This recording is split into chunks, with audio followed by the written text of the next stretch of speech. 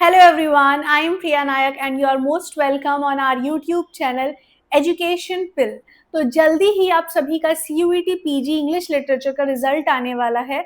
आप सभी ने अपने अपने स्कोर्स को एनालाइज कर लिया है, अपने अपने स्कोर्स देख लिए हैं कि क्या हो सकता है। And the students who are getting below 150 marks they are very much worried about their results. जिनके बहुत ही ज़्यादा कम मार्क्स आए हैं, they are considering taking a drop. But there are a few things which you should consider before taking a drop. जब आप drop लेते हैं तो उसमें बहुत सारी चीज़ें होती हैं जिनका आपको ध्यान रखना होता है।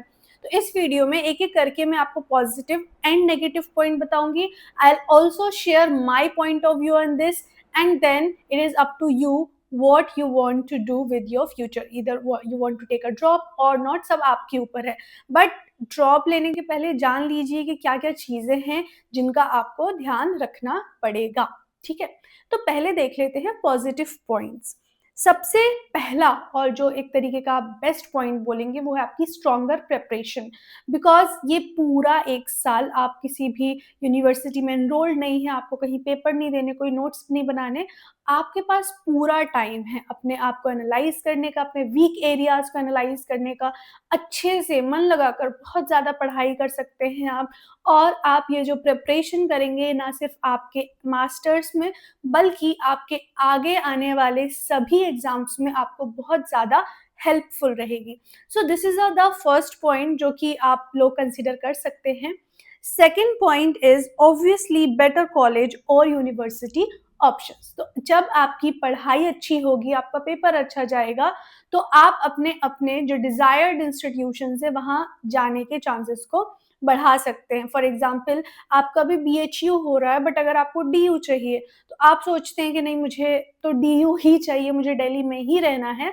So you consider taking a drop and आप अच्छे से पढ़ाई करते हैं, you come back stronger, you get into DU. So this is the thing. Sounds dreamy, but yes, that's the thing. So these are the two positive points. But here comes the negative points. तो इसमें कुछ ऐसी चीज़ें भी हैं जिनका आपको बहुत ज़्यादा ध्यान रखना पड़ेगा एंड पॉजिटिव से ज़्यादा नेगेटिव पॉइंट्स को आप ध्यान से सुनिएगा।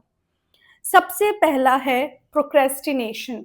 सो हम सभी जब भी हम कुछ शुरू करने जा रहे होते हैं, हम सभी अपना प्लान बनाते हैं, हम सोचते हैं कि हम इसे ऐसे करेंगे, हम पूरा रोड मैप तैयार करते हैं, हम चीज़ों को लिखते हैं, टाइम टेबल बनाते हैं। पर ऐसा कितनी ही बार होता है कि हम बिल्कुल वैसे काम भी करते हैं जैसे-जैसे हमने चीज़ों को लिखा है। So there is difference between imagining things and between actually doing things, right? So आपने सोचा, अच्छा सोचा कि मैं पढ़ूंगा, ये करूंगा, अच्छी बात है। पर व्हाट इफ आपने स्टार्ट किया और दूसरे तीसरे चौथे दिन आप अच्छे से कर रहे हैं, पर आगे चलकर आप प्रोक्रेस्टिनेट करने लगे, आप आलस करने लगे, अब आपका पढ़ाई में मन नहीं लग रहा है, you don't feel good from with in, आपको चीजें छूटती हुई नजर आ रही हैं, आपको दिख रहा है कि बाकी लोग अच्छा कर रहे हैं in the career, they are progressing, they are moving, but आप वहीं हैं, you feel still. And what if आप ऐसे करते करते आपका जो एक साल है वो बर्बाद कर दें। Second thing is lost year. See, starting में आपने अगर प्रोक्रेस्टिनेशन किया, अगर आप ठीक से नहीं पढ़ते हैं, तो धीरे धीरे वक्त बीतेगा, आप उसे भी एक हैबिट बना लेंगे कि हाँ, मेरा वक्त निकल रहा है, एंड में सब अच्छा होगा, लाइक दिस। बट जब एक साल के बाद आपका पेपर होगा एंड आप उतने अच्छे से नहीं दे पाएंगे क्योंकि आपकी उतनी अच्छी पढ़ाई ही नहीं है, तब आप बहुत, मतलब मैं वो नहीं बोल रही हूँ, बट आप, you will feel bad, you will feel lost, you will feel के अरे मैंने अपने साथ क्या कर दिया, right? So this is the thing कि अगर आपका साल वेस्ट हो जाता है तो आपको आगे चलकर उस पूरे वेस्टेड ईयर पर बहुत ही रिग्रेट होगा। Third thing is peer pressure. So आपके चाहे वो फ्रेंड्स हो जो आपको कॉल लगाकर बोले कि हमारे यहाँ फ्रेशर्स पार्टी हो रही है और we are doing this that, या फिर वो आपके फैमिली मेंबर्स हो जो कि किसी ना किसी से आपको कंपेयर करने लग जाए, because we live in Indian society, so this is the reality कि आप जितना इंडिपेंडेंट सोच रखते हैं कि मैं अपने दम पर अपना ये पूरा ईयर मैनेज कर लूंगा, ऐसा होता नहीं है। बहुत सारी चीज़ें होती हैं जो आपसे जुड़ी होती हैं, जो आपको और आपके एनवायरनमेंट को अफेक्ट करती है। उसमें आपके पेरेंट्स, आपके रिलेटिव्स, आपके फ्रेंड्स सभी कुछ आते हैं, है ना?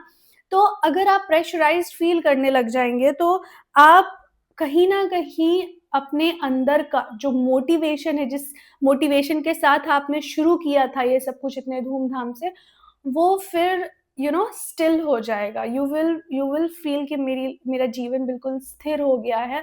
मैं चाह कर भी प्रोग्रेसिव नहीं हो पा रहा हूँ, मैं चाह कर भी प्रोग्रेस नहीं कर पा रहा हूँ। ठीक है? Fourth point is uncertainty. Now, this year's paper was quite easier. It was easy to moderate, and most of you could do well in the exam. But what if question paper CUET 2024 की तरह आ जाए? आप जानते हैं कि CUET 2024 इससे ज़्यादा weird paper कभी भी नहीं आया, because most of the questions were out of the box. आप सिलेबस पढ़ के गए, बट व्हाट इफ सिलेबस से क्वेश्चन ही नहीं आ रहे हैं? NTA is so unpredictable these days कि आप कोई भी गारंटी नहीं ले सकता है कि वो किस तरीके का क्वेश्चन पूछेंगे। इस बार उन्होंने बोला था कि क्वेश्चन पेपर का पैटर्न सीयूईटी 2024 पर बेस्ड रहेगा, बट ऐसा बिल्कुल भी नहीं हुआ, right? So there is no certainty when it comes to these competitive exams. ठीक है, तो ये भी एक चीज होती है कि आपने अपना बेस्ट दिया और पेपर में वो चीज आई ही नहीं, तो वो भी एक आपको नेगेटिव फील देगा and you will not feel good about this. ठीक है, फिर फिफ्थ पॉइंट है फाइनेंशियल प्रेशर। सो हम सभी, most of us are from middle class families, right? हमारे पास सिर्फ यही नहीं है कि हमें पढ़ना पढ़ना पढ़ना, हमें बहुत सारी और भी चीज़ें देखनी है। हमें करियर में भी अच्छा करना है, हमें कुछ अर्न भी करना है, हमें सेल्फ डिपेंडेंट भी होना है। तो बहुत सारी चीज़ें होती हैं एज़ मिडल क्लास पीपल जिनका हमें ध्यान रखना होता है। तो अगर वैसी चीज़ें भी हैं कि आपके ऊपर रिस्पॉन्सिबिलिटीज़ भी हैं, या आज नहीं है तो कल जाके रिस्पॉन्सिबिलिटीज़ हो जाएँगी। तो इस सिचुएशन में भी अगर आप ड्रॉप ले लेते हैं, पूरा 1 साल सिर्फ़ सोचते कि मैं इंग्लिश लिटरेचर के लिए डेडिकेट कर दूँगा, तो वो एक सही डिसीज़न नहीं हो सकता है। ठीक है? सो या अगर मुझे सम अप करना हो तो मैं यही बोलूँगी कि if you are confident that you can improve with better preparation, आप 100% श्योर हैं कि नहीं कुछ भी हो, ये ड्रॉप अगर मैं ले रहा हूँ तो मैं सब कुछ अच्छा ही कर लूँगा, तो आप बिल्कुल ले सकते हैं। बट अगर आप थोड़ा भी अनश्योर है about any of these things, तो my suggestion is that do not take drop. ठीक है? अभी मैं आपको अपना बिल्कुल पर्सनल व्यू पॉइंट बताती हूँ, मेरा क्या मानना है।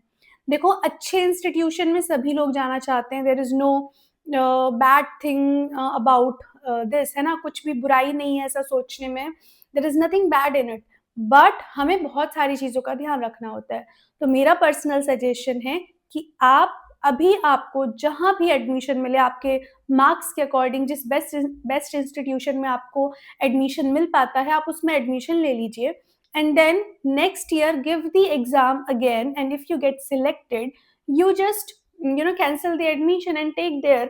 बहुत आसान है। अगर आपको लगता है कि नहीं मैं अच्छा प्रिपरेशन कर सकता हूँ, तो एमए फर्स्ट ईयर में आपके ऊपर बहुत प्रेशर भी नहीं रहता है। अगर आप 1 डेढ़ हफ्ता या फिर 15 दिन ध्यान से पढ़ते हैं बिफोर द एग्जाम्स, तो ट्रस्ट मी आप मास्टर्स कॉलेज में जो आपके एग्जाम होते हैं उन्हें बहुत अच्छे से कर सकते हैं। तो आप एडमिशन ले लीजिए and then you start working on yourself, you start working on your weak areas, give the exam again, and फिर अगर आपको आपका desired institution मिल जाता है तो उसमें एडमिशन ले लीजिए, right? But do not take a complete drop. मैंने पर्सनली कुछ लोगों को देखा है प्रोक्रेस्टिनेट करते हुए। जो सबसे बड़ा रीज़न मैंने देखा है एज एन एग्जाम्पल लोगों में, मेरे स्टूडेंट्स में जिन्होंने कंप्लीट ड्रॉप लिया, वो था प्रोक्रेस्टिनेशन। कि बहुत अच्छे से शुरुआत होती है पर आलस आ जाता है, और ये हम सभी के साथ होता है, राइट? एक ही चीज़ को बार-बार पढ़ना without getting results is not easy thing. तो मेरा पर्सनल सजेशन ये है कि आप एडमिशन ले लो, फिर से एग्ज़ाम दो। ऐसे में आपकी नज़रों में आपका ड्रॉप भी चल रहा है बिकॉज़ आपको एक अच्छे इंस्टीट्यूशन में ही जाना है, और साथ ही साथ अगर किसी भी रीज़न से आपका एडमिशन नहीं हो पाता, आपका एग्ज़ाम क्रैक नहीं हो पाता अच्छे मार्क्स से, तो at least you have something, आपका 1 साल बर्बाद नहीं होगा। ठीक है? So this is my suggestion. फिर आपको जो अच्छा लगे आप अपने फैमिली फ्रेंड्स में डिस्कस कर लीजिए and then take stand on this. Okay, thank you then, bye bye.